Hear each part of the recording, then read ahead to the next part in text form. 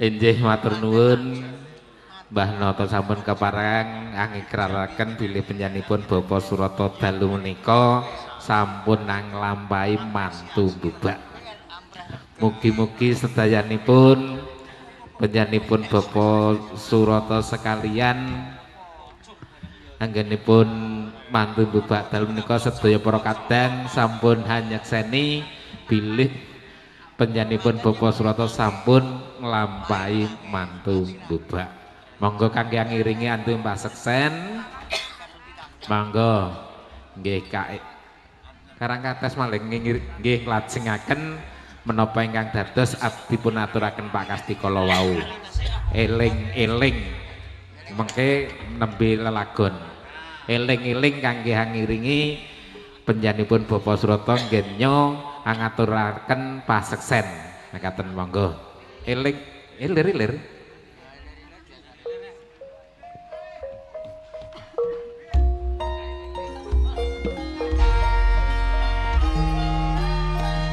Inggih jumbuh wonten padatan nggih mangke sabibaripun menika mangke saged kalajengaken lelagon eling-eling katur wonten ngarsa sami.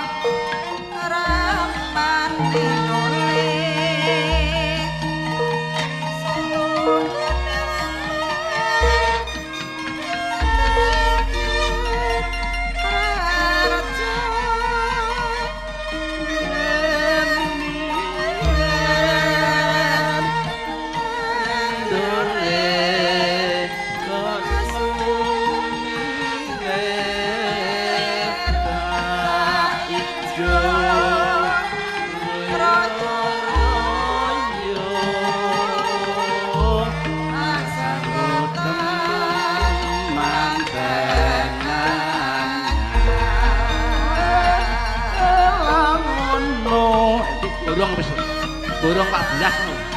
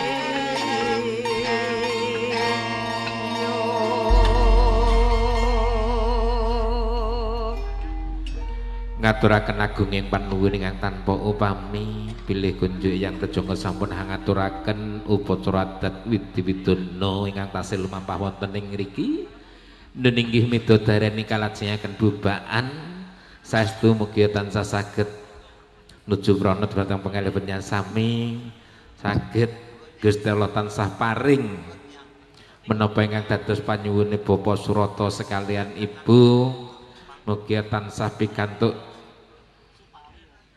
rahmating Gusti Allah Subhanahu wa taala wonten dalu menika pilih anggenipun hamanggo gati tansah kinanjar kawilit singan karahayun niring sambi kula mangkaten.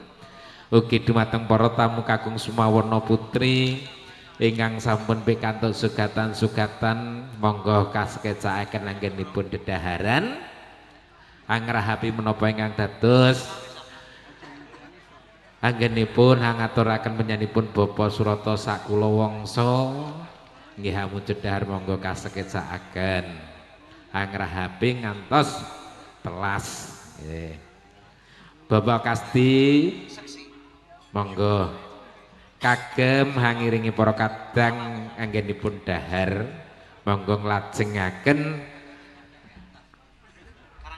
karang kates panjenengan kala wau nggih.